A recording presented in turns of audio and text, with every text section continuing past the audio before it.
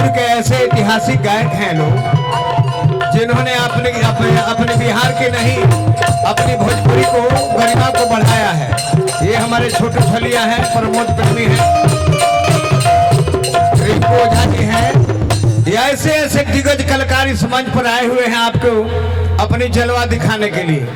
तो जो जिस गीत को आपने हिंदी में गाया था करीब 30 साल पहले, मेरा नाम का सुमिरन था कि कमल बास के आस बनी ना है के भवानी,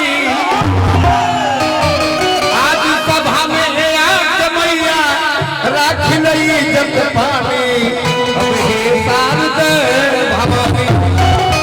अरे हमारे महेंद्र एजेंसी के मलिकार, स्कॉट एजेंसी के मलिकार चकवत से आए हैं।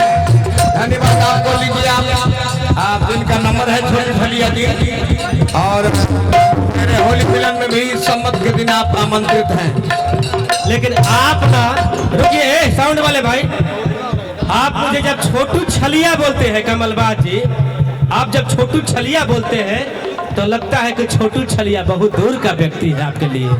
आप जिस दिन बोल दिएगा छोटुआ, ऐसे बोलिएगा ना तो पता चलेगा कि मैं आपके दिल में बसता हूँ।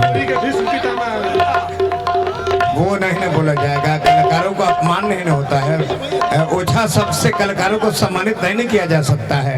हम लोग जीवन में संस्कृति और संस्कार ही सीखे और सिखाए हैं। तो हम लोग क्या सिखाए हैं कि कैसे नम्रता होनी चाहिए, कैसे उठना चाहिए, आप बड़ी ओहदा पर पहुंच जाए। जैसे कि प्रमोद प्रेमी हैं, छोटू छलिया जी हैं, मिश्रा बाबा हैं, आकाश मिश्रा, रिंकू ओझा जी, ऐसे कलाकार यहाँ पर आए हुए हैं। अपने आप को क्या समझ रहे हैं? कुछ नहीं। अलग जाएंगे, दूर दराज में जाएंगे तो इनकी गरिमा होगी, इनके मोबाइल पर लोकेशन लेने लगेंगे, मगर अपने घरों में आकर के जमीन पर बैठे हुए हैं सब कलाकार है। हमारे रिंकू लाल जी स्कॉट कंपनी के मैनेजर नहीं डायरेक्टर हैं, आज आकर जमीन पर बैठे हुए। मेरे मित्रों, सभी कलाकारों को आप धन्यवाद ज्ञापन करें और हमारे सभी कलाकारों को सम्मान देते हुए आप लोग धैर्य पूर्वक प्रोग्राम को सुने। बी फ्लैट पकड़िए।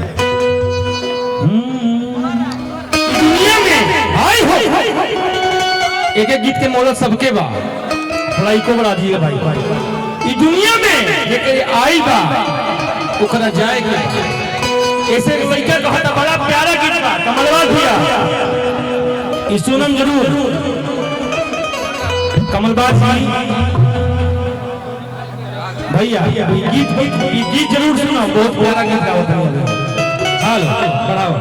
ये जिंदगी गंगा पतंग के डोरा के समान कब कट जाए कोनो भरोसा नहीं। ऐसे कहे कि पतंग के डोरा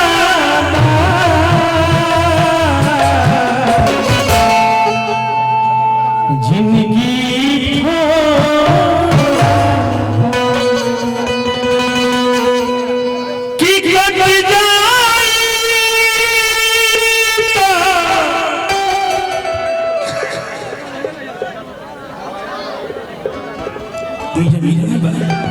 भाई समय नहीं है भाई, प्लीज अपना पूरा भाई हो अरे फिर ना जब जिंदगी कट गई डोरा कट गया, फिर आए वाला ऐसे प्यार से सुनो, बड़ा प्यारा गीत। डफ लीजिएगा भाई कि कट जाई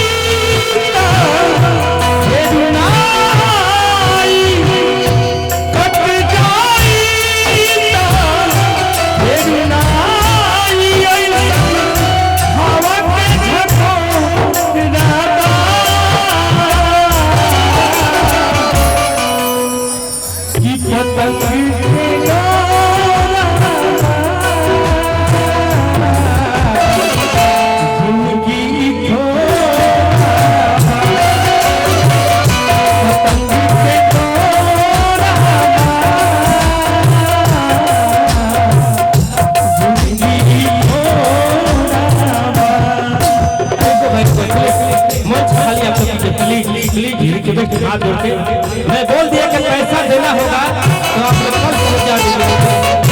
भाई रुकिए आप लोग, हेलो प्लीज रुकिए, मंच थोड़ा खाली किया जाए। ये लोग बड़ी दूर दराज से आए हुए के प्रमोद प्रेमी के घर बहुत अच्छा प्रोग्राम होगा, पता नहीं चले प्रोग्राम रह गया। आप लोग हटिए थोड़ा सा प्लीज, थोड़ा मंच खाली किया जाए। हटिए हटिए हटा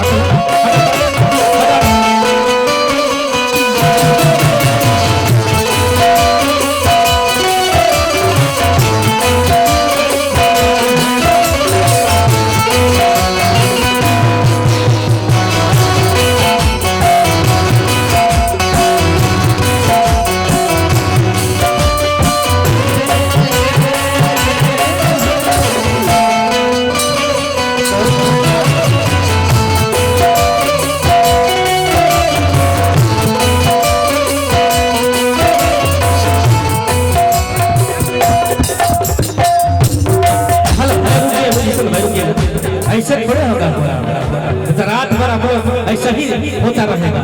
प्लीज थोड़ा सा आप थोड़ा पीछे भाई, आप थोड़ा पीछे please please please please please मंच को खाली किया जाए, ठीक ना। दादाजी चले गए ना, चले गए, रुको ना, रुका रुका रुका रुका, दादाजी चले गए अपना भी ना कि दादाजी आशीर्वाद दे के देखिए आई जा कैसे। देखो जी यानी माहौल को चेंज किया जाएगा। पंडित का डोरा टूट गया, रुकिए रुका। राम बिहारी जी कहाँ है आप? जान कर एक बात की ना, राम बिहारी जी एक बात जान ली, ये जो हवन राम बिहारी जी आइए, अलगे किस्म के यादो हम बताया था नहीं कहे के भाई हो अंदा माइक दा का माहौल चेंज बोला बोला बोला माहौल चेंज बताओ। हाल कि लगता कि मार जाए ना एक जोड़ा लगाती है, एक गाने का जोड़ा बन जाती है, बोला लो हाथ उठा के नानू कि लगता कि मार जाए ना सहारी खाई लोगवा के सुनी सुनता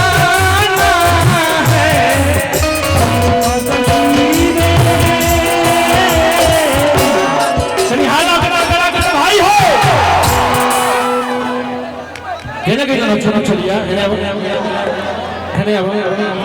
कि लगता कि मार जाए ना सहारी खाई लोगवा के सुनी सुनता है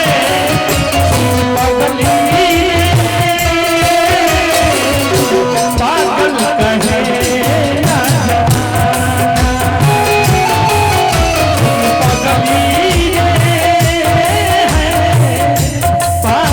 कहे चांदी जैसा रंग है तेरा सोने जैसा, चांदी सोने जैसा एक तू ही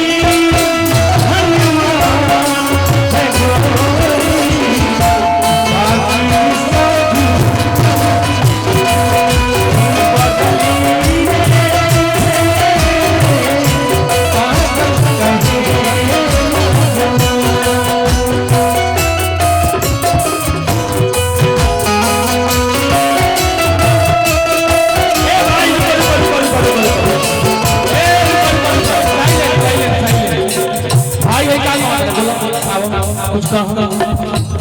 मैं क्या बोला, बहुत कलाकार का रुके हुए हैं यहाँ पर, हम लोग डिस्टर्ब नहीं करें प्रोग्राम को, बस हो गया हम लोग का ये मैं। लेकिन सिर्फ एक लाइन गा देना भाई की, गा देंगे एक लाइन एक लाइन एक लाइन। प्रीति प्यारी तू ही रहा, तू ही हमारी जान हो, तो हजार मन ले रही से भगवान हो।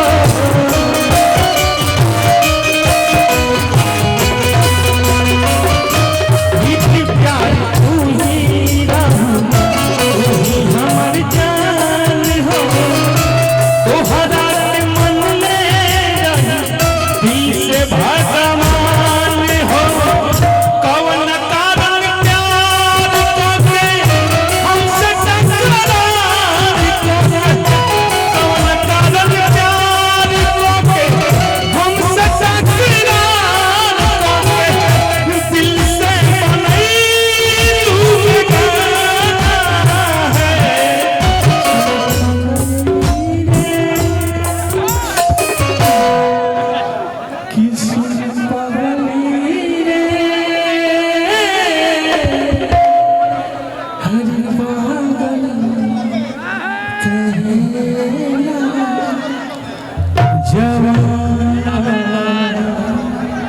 आशा हूँ यह उम्र में तू पगला ही बना दूंगा बड़ा हम जाना जानी भाई 2 मिनट कार्यक्रम छोटू भैया बना सबका मंच पर चापो अपन चाहे पर आबे सबका उतारा अपन चाहे पर आबे सबका उतारा मंच पर से अरे सब खाली करो तक अपन चाहे पर जे भी होके सबका सब चल का तो जिंदा का बजाओ तो हमसे बुझाता